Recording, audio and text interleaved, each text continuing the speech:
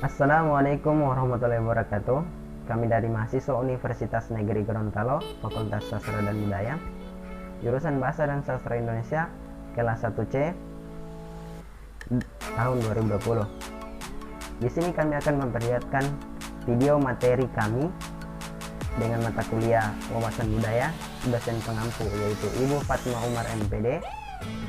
Di sini kami kelompok 3 yang beranggotakan 3 orang, yaitu yang pertama saya sendiri atas nama Karim Ahmad, yang kedua yaitu atas nama Dwi Anggreni Abbas, dan yang ketiga Tri Utari Soaib. Di sini kami membahas tentang materi dinamika masyarakat dan budaya, peristiwa kebudayaan dan dinamika sosial.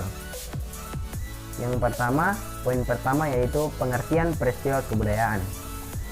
Dinamika masyarakat dan kebudayaan terdiri dari peristiwa kebudayaan. Pengertian itu sendiri yaitu suatu peristiwa yang terjadi dalam suatu etnis masyarakat. Poin kedua yaitu pengertian dinamika sosial.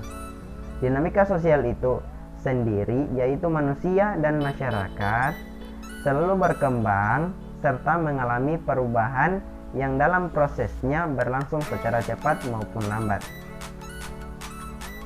Materi selanjutnya akan dilanjutkan oleh rekan saya yaitu atas nama Dwi Anggreni Abbas.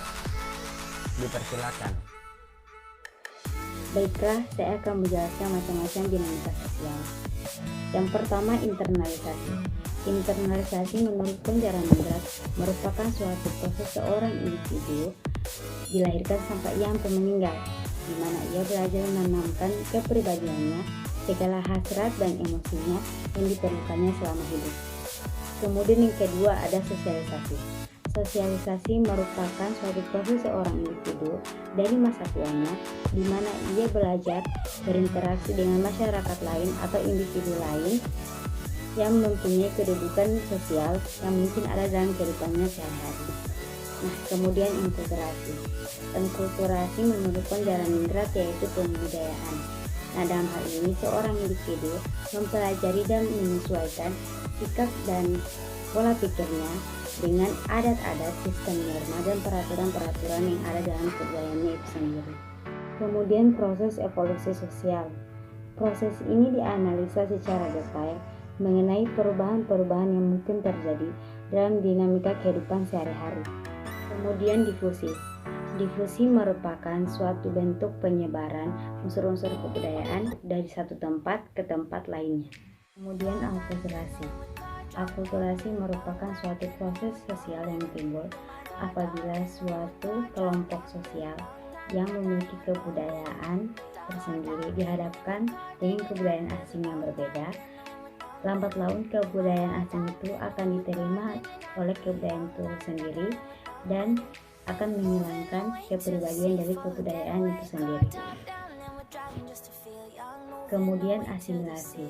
Asimilasi merupakan pembaruan dua kebudayaan yang disertai hilangnya ciri khas dari kebudayaan itu sehingga membentuk suatu kebudayaan yang baru.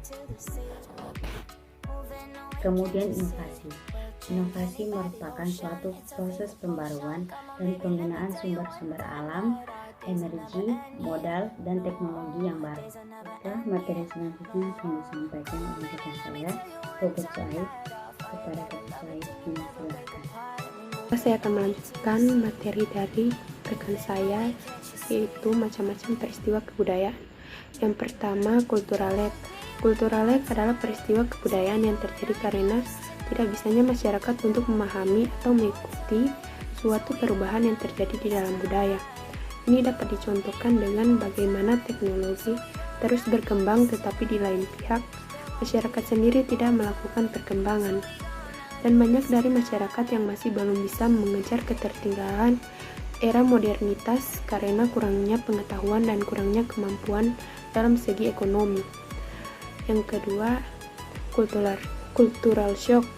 Cultural shock adalah peristiwa kebudayaan di mana masyarakat akan melakukan perpindahan dari negara yang lain, tetapi terjadi perbedaan budaya yang jauh antar negara tadi dan membuat masyarakat bingung untuk beradaptasi. Keadaan ini lebih dipengaruhi dengan perbedaan bahasa dan cara berinteraksi sosial. Dapat dicontohkan dengan orang Indonesia mendapatkan beasiswa di Prancis, sedangkan dia hanya bisa menggunakan bahasa Inggris bukannya bahasa Prancis. Tetapi di Prancis mereka lebih suka menggunakan bahasa ibu mereka.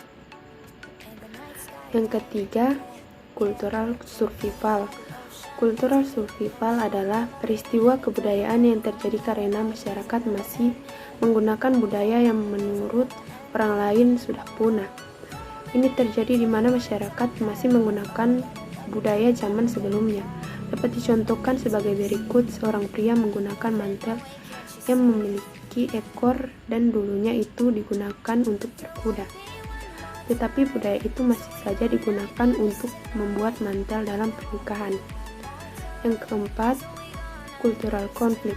Cultural conflict adalah peristiwa budaya yang terjadi karena adanya perselisihan antara satu sama lain.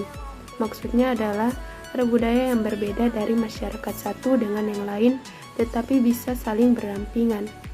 Jadi, muncul konflik di antara mereka yang disebut cultural conflict. Dapat dicontohkan dengan adanya pro dan kontra. Atas terjadinya perbudakan di Amerika, hasil pro dan kontra tadi adalah perang saudara yang kita tahu memakan banyak korban. Baik, itulah materi dari kelompok kami. Sekian. Wassalamualaikum warahmatullahi wabarakatuh.